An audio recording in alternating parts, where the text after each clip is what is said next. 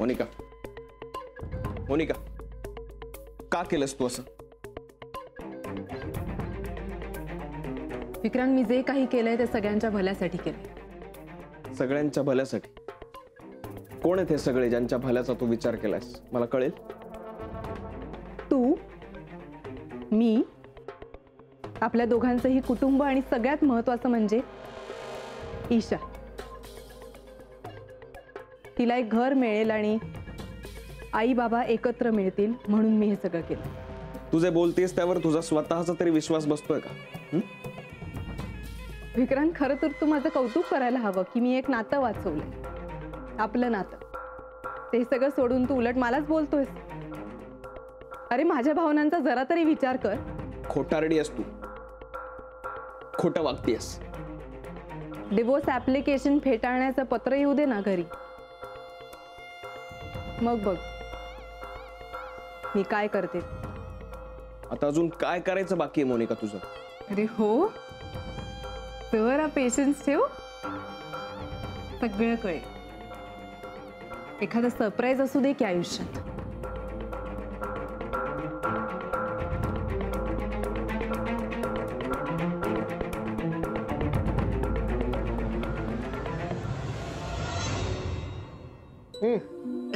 काय ग?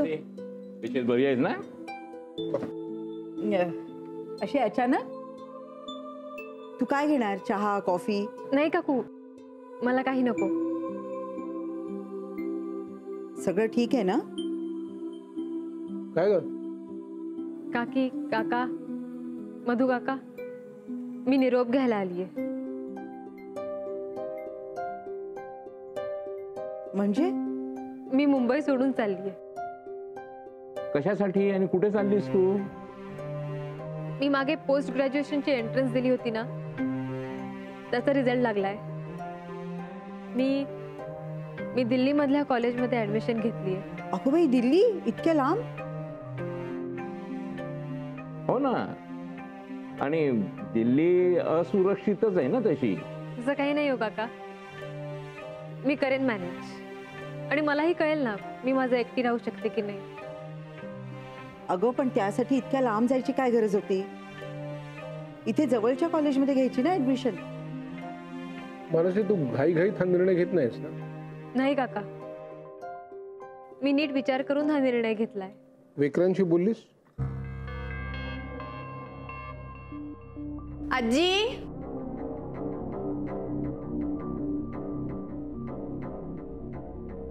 हा घे तुझा आशीर्वाद. काय झालं तिथे? काय झालंय? Guess what? मी जिंकले आजोबा. मी जो काही विचार केला होता ना, अगदी सगळं तसंच घडलंय. सगळं अगदी व्यवस्थित आणि सुरळीत पार पडलं. नीट काय झालंय ते सांग. जिंकलीस म्हणजे काय?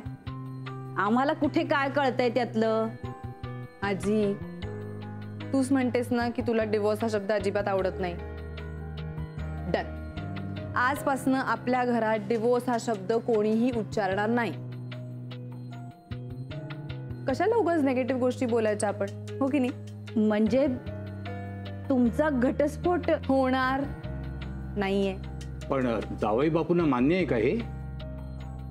कसं आहे ना आजोबा, मला माहिती आहे की माझा डिवोर्स होणार नाही, कारण डिवोर्सचं ऍप्लिकेशन मी मागे घेतलंय. विक्रांतचं काय आहे ते तुम्ही त्यालाच विचारा ना. तसंही तुम्ही दोघंही नक्की कोणाच्या बाजूने आहात ते मला माहिती नाहीये, आणि रादर मला त्या सगळ्यात इंटरेस्टही नाही. घटस्फोट होणार नसेल तर ईशा जावई बापूंकडे राहू शकते कायद्याने, आणि तशी त्यांची इच्छा सुद्धा होती. मग तू हिला इथे का आणलीस? मी जेव्हा आले तेव्हा मी काय सांगितलं? हा देवाचा आशीर्वाद आहे. जोपर्यंत ईशा आपल्या बरोबर आहे ना, तोपर्यंत आपल्याकडे कोणीही वाईट नजरेने बघू शकत नाही. कुठे चाललीस तू? देवाला नमस्कार करायला चाललीस? तू त्या दिवशी मला काहीतरी म्हणत होतीस ना की आपण ईशाची नजर काढूया, ईशाला कोणाचीही नजर लागू नये म्हणून. तेच हवंय मला. ईशाला कोणाचीही नजर लागता कामा नये. मी निघते. आता तू कुठे चाललेस? एक लढाई जिंकली आहे, आता पोटा पाण्यासाठी लढाई करावीच लागेल ना. ऑफिसला जाऊन येते.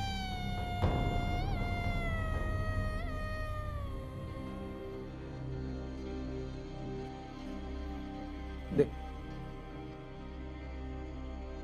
काय रे बाबा, कुठे चाललास तू? मला काय बोलला नाहीस? तुला काय फरक पडणार आहे? तू हल्ली सारखा भांडत असतोस माझ्याशी. माझं काही तुला पटतच नाही.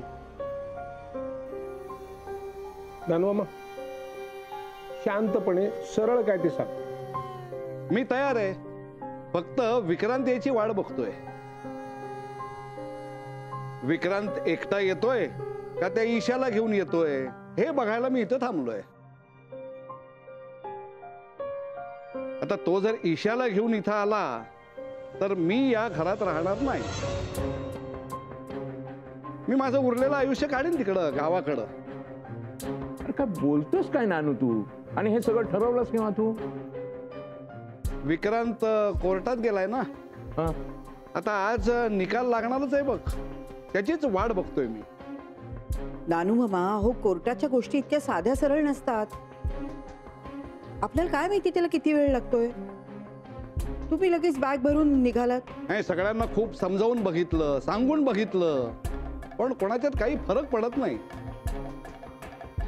आणि आपल्याला जर एखादी गोष्ट आवडत नसेल तर आपण तिथून हल्लेलं बरं ना. अरे पण हे सगळं करताना त्या विक्रांतला आनंद होत असेल का? त्याचा जरा विचार कर ना तू. हा, अजिबात करणार नाही. तो आपला विचार करतो का? अरे ती मुलगी जिथे जिथे जाईल तिथे तिथे कलह निर्माण करते, प्रश्न निर्माण करते, आणि हे सगळ्यांना माहिती आहे. कोणाची कोण ही मुलगी, आणि तिच्यामुळे या घरात फूट पडलीये. हे कसं सहन करू मी? सांग ना, कसं सहन करू? आणि जिथे आपल्याला मान कमी आहे असं वाटतंय तिथे आपण गाशा गुंडाळलेला जास्त चांगलं नाही का? मग तू सांग रे बाबा त्याला तर.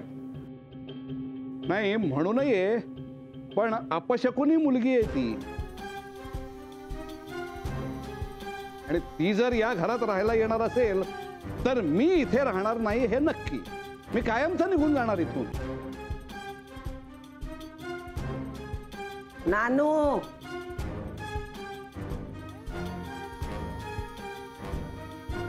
ऐकलंय मी सगळं.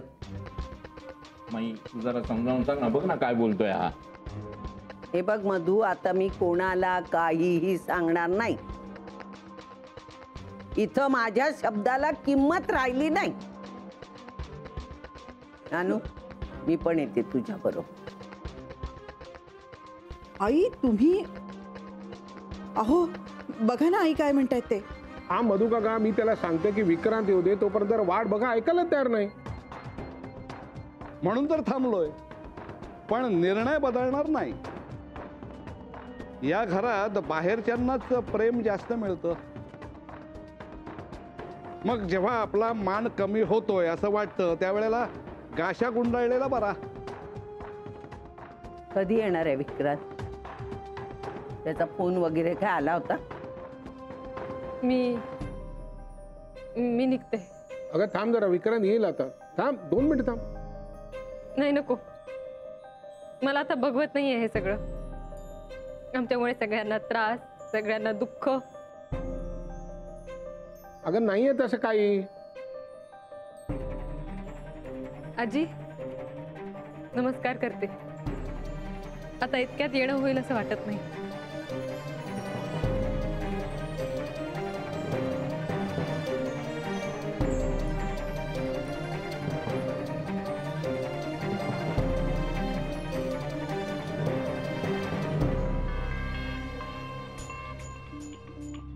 आपण परत खटला भरू शकतो.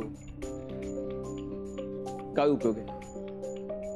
हे सगळं मी ईशासाठी करत होतो आणि कायदाच जर मला यात मदत करत नाहीये तर काय करणार? आय एम सॉरी, मी तुम्हाला प्रॉमिस केलेल्या निकालापर्यंत नाही पोहोचू शकलो आपण. मोनिका गेल्या वेळी म्हणाली होती की तिला डिवोर्स नकोय. मला वाटलं हे तिचं काहीतरी नवीन नाटक असेल. कारण बाळाच्या जन्माच्या बऱ्याच आधी मी तिला सांगितलं होतं की या सगळ्याची जबाबदारी मी घेईन, त्या बाळाची जबाबदारी मी घेणार आहे.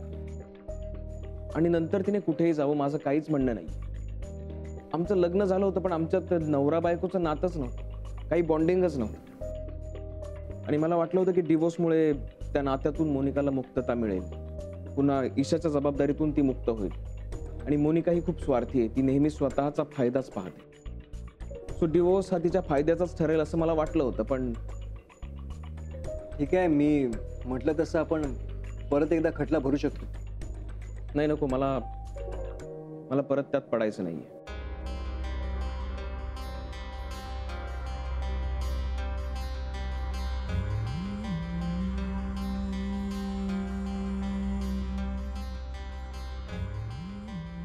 ठीक आहे, राहू दे विक्रांत, तुम्ही मला पूर्ण फी देऊ नका, कारण मी तुम्हाला मदत नाही करू शकलो याचं मला खरंच वाईट वाटतं. It's okay. हे पैसे तुमच्या प्रयत्नांसाठी आहेत, रिझल्ट काही असो. थँक्यू.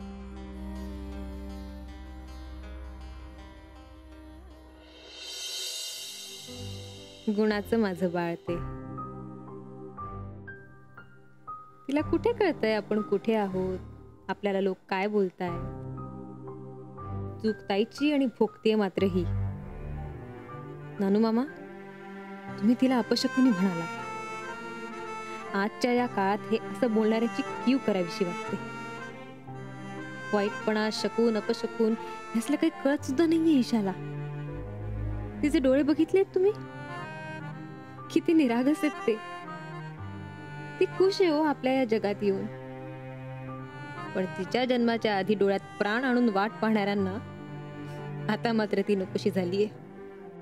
आणि आजी आजोबांचं इतकं वय झालंय की आता तिची काळजी घेणं जास्त कठीण होत जाणार आहे त्यांना.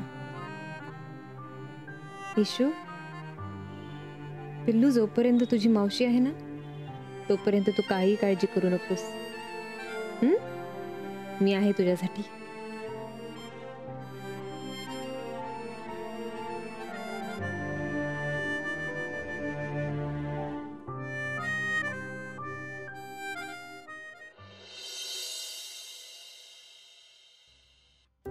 अहो पुरे ना, निदान तुम्ही तरी विषय वाढवू नका. एकटा झाला होय? केव्हा परत येणार आहे रे ती? नाही म्हणजे भेट होईल की नाही असं वाटतंय म्हणाली म्हणून विचारते हो. ती पुढच्या शिक्षणासाठी दिल्लीला चालली. झालं तुझं समाधान आता? चांगलं आहे. माझं समाधान कशाला होईल? मी थोडंच तिला जायला सांगितलं होतं. नाही, तू सांगितलं नाहीस, पण तुझ्या वागण्याने ती आपणून गेली. त्याची व्यवस्था बरोबर केली तीस तू, नाही का? अहो जाऊ दे ना आता, निदान तुम्ही तरी विषय वाढवू नका. एकटाच आलाय हा. चला, म्हणजे आता माझी बॅग आतमध्ये नेऊन ठेवायला हरकत नाही. काय झालं रे तिथे? काय ठरलं?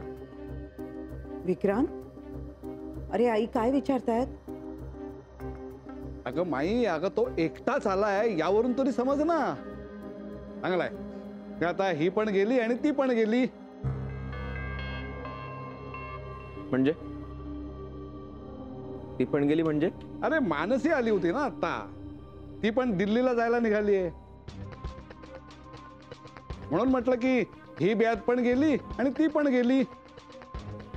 बाबा, मानसी? अरे ती आता इथे आली होती सगळ्यांचा निरोप घ्यायला. पण काय? तू आधी तिथं काय झालं ते सांग. विक्रांत, अरे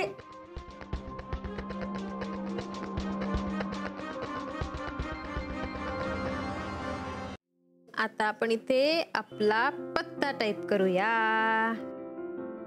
एकाच फॉर्म मध्ये 5 वेळा पत्ता का विचारतात कोण जाणे.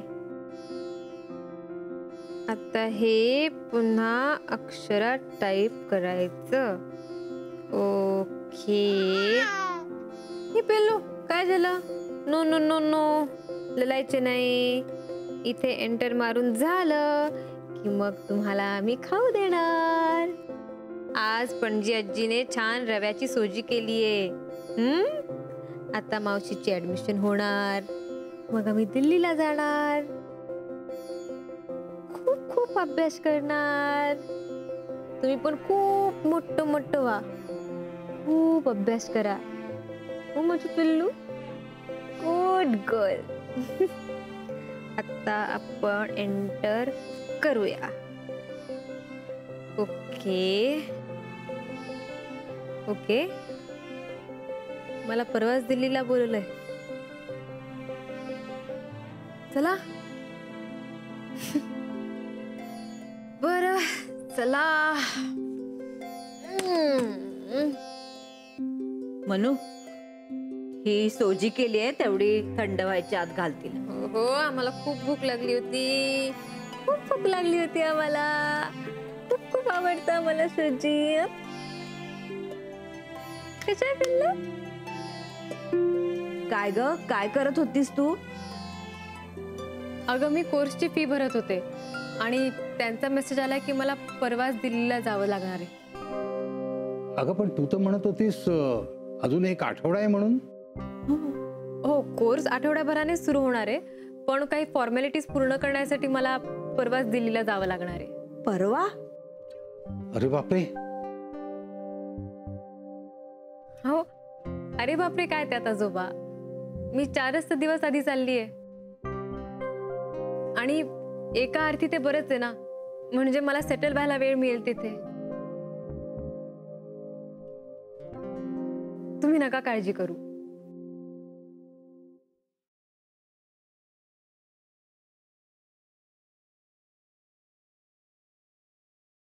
आई. अगं बाई तू? मी लावू दिवा? हां, तुम्हाला आवडणार नाही मी दिवा लावला तर? नाही नाही, असं नाही. आपण एक काम करूया ना, आपण बाबांना बोलूया.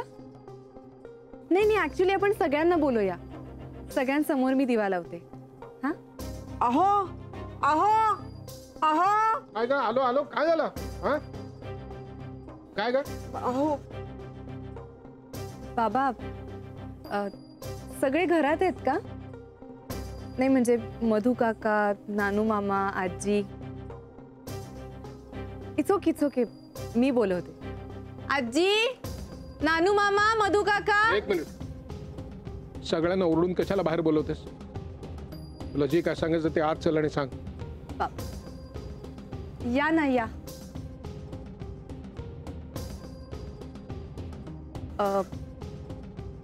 ऍक्च्युली मला एक इम्पॉर्टंट अनाउन्समेंट करायची होती, म्हणून तुम्हाला सगळ्यांना इकडे बोलवलं. काय गे, आता तुला काय सांगायचंय? वाटलंच होतं नानू मामा, मी इकडे आलेलं तुम्हाला आवडणार नाहीच ना. ए, तू तमाशा करायला इथे आलीयस? तसं केलंस तर काय होईल माहित आहे ना तुला? हो आजी, चांगलीच कल्पना आहे ना मला. ऍक्च्युली मला सांगायचं होतं आजी, म्हणजे मला माहित नाही विक्रांतने तुम्हाला हे सांगितलंय का नाही सांगितलंय, पण मी तुम्हाला सांगते की विक्रांतचा आणि माझा डिवोर्स होणार नाही.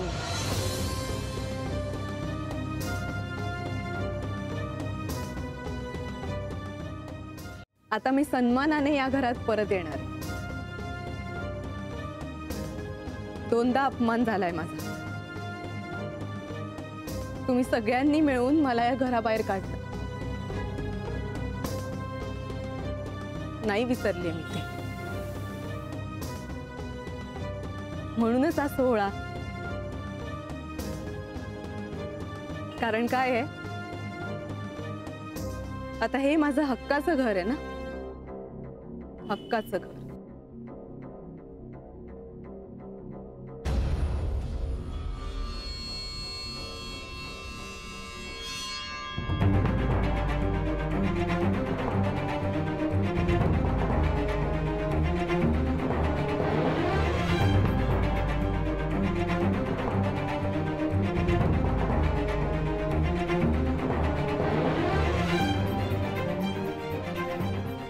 आता मला ह्या घरातनं कोणीही बाहेर काढू शकत नाही. आता माझं हे हक्काचं घर आहे. मोनिका, विक्रांत, दळवी.